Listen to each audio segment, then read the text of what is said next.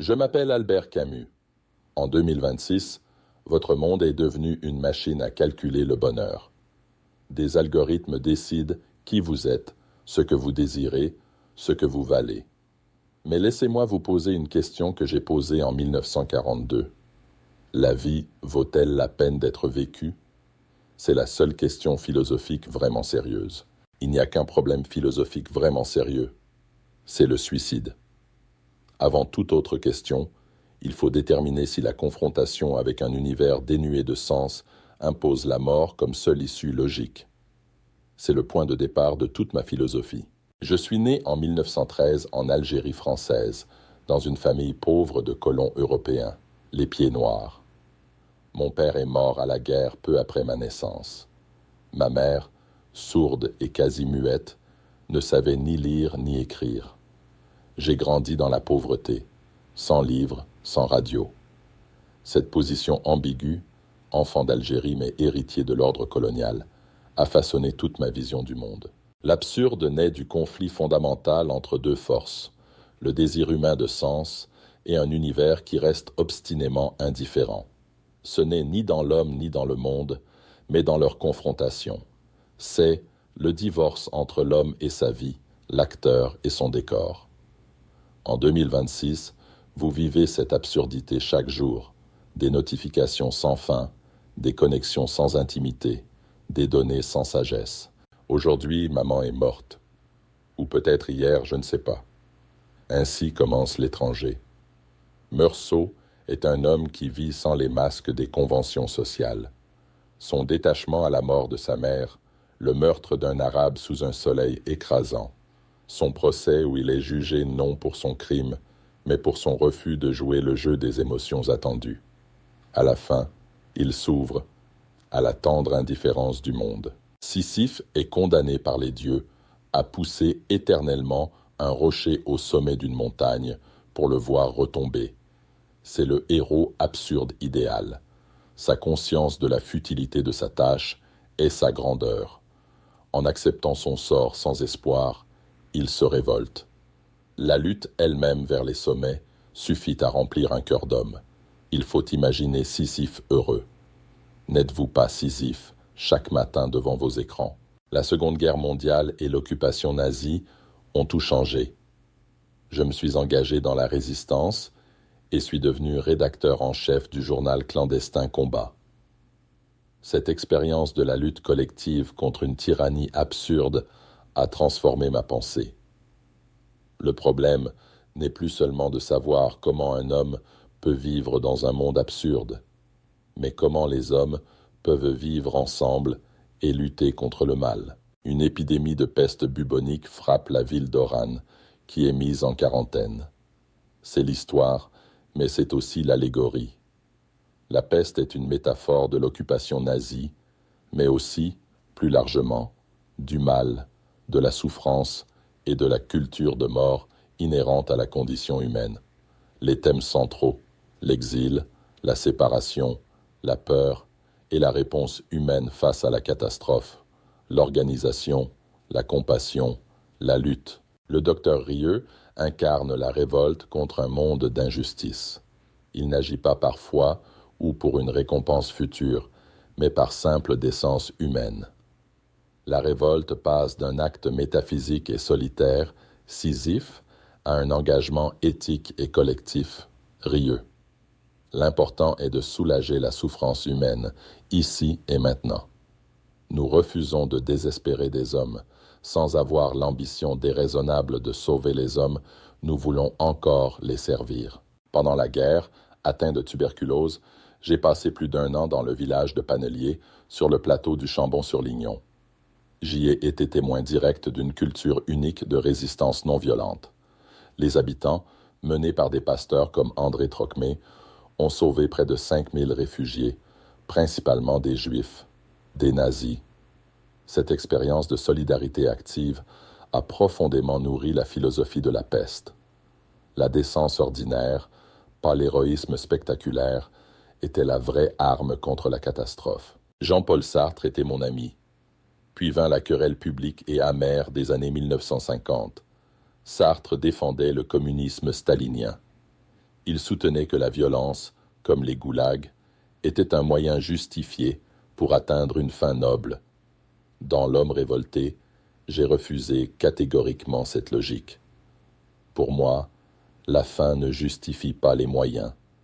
La révolte doit avoir des limites. Elle ne peut sacrifier la vie humaine au nom d'une abstraction historique ou d'une utopie future. J'ai choisi l'individu contre l'histoire, la morale contre l'idéologie. Après la clarté morale de la peste, j'ai exploré les zones grises de l'âme humaine. Ce fut une période troublée. La célébrité, les polémiques politiques, des doutes personnels profonds. Mes dernières œuvres sont marquées par l'ironie, le pessimisme et l'ambiguïté. La culpabilité, l'hypocrisie de la vertu, l'inauthenticité et la faillite morale de l'homme moderne sont devenus mes thèmes. Un monologue brillant et déroutant. Le narrateur, Jean-Baptiste Clamence, s'adresse à vous, oui, à vous, le lecteur, dans un bar d'Amsterdam. Il était un avocat parisien admiré pour sa défense des veuves et des orphelins.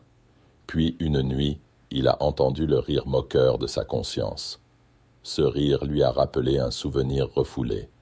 Avoir vu une jeune femme se jeter d'un pont dans la Seine sans rien faire pour la sauver. Ce non-acte révèle que sa vertu n'était qu'un masque pour son égoïsme. C'est sa chute personnelle, une parabole moderne du péché originel. Clamence invente une nouvelle profession pour gérer sa culpabilité sans renoncer à son besoin de supériorité morale, le juge pénitent. Il se confesse d'abord publiquement pour avoir le droit de juger ensuite. Je m'accuse d'abord pour avoir le droit de vous juger ensuite. C'est une dénonciation féroce de la mauvaise foi et de l'hypocrisie, où la culpabilité devient un instrument de pouvoir. En 2026, voyez-vous ce mécanisme dans vos réseaux sociaux, la confession publique comme arme. En 1957, j'ai reçu le prix Nobel de littérature pour mon importante production littéraire qui met en lumière, avec une gravité lucide, les problèmes qui se posent de nos jours à la conscience des hommes. Au même moment, la guerre d'indépendance algérienne atteignait son paroxysme de violence. Moi, l'Algérien, j'étais sommé de toutes parts de choisir mon camp. Cette double réalité, la gloire littéraire mondiale et la tragédie de ma terre natale, me plaçaient dans une position intenable. J'étais déchiré. Je dénonçais les abus du système colonial et les injustices faites aux Arabes. Mais je refusais de soutenir la lutte armée du FLN et ses attentats contre les civils. J'ai plaidé pour une trêve civile et une Algérie multiculturelle où les deux communautés pourraient coexister. Ma tentative de médiation à Alger en 1956 fut un échec humiliant.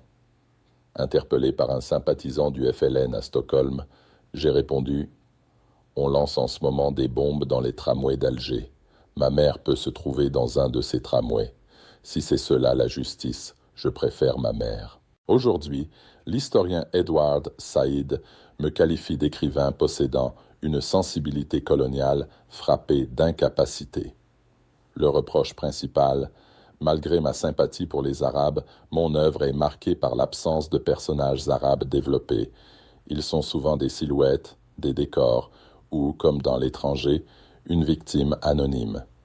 Pour ces raisons, je suis aujourd'hui largement effacé de la mémoire nationale algérienne, considéré comme un écrivain colonialiste malgré ma complexité. En 2013, l'écrivain algérien Kamel Daoud a publié Meursault, contre-enquête, une réponse directe à l'étranger. Le narrateur est Haroun, le frère de l'Arabe, tué par Meursault. Il lui donne un nom, Moussa. Il lui donne une famille, une histoire, un deuil. Le roman transforme le drame existentiel de Meursault en un acte de violence coloniale. Daoud ne me rejette pas. Il dialogue avec moi et comble mes silences. C'est la continuation de la révolte. Le manuscrit a été retrouvé dans la voiture de l'accident qui m'a coûté la vie en janvier 1960, publié à titre posthume en 1994. C'est mon œuvre la plus personnelle.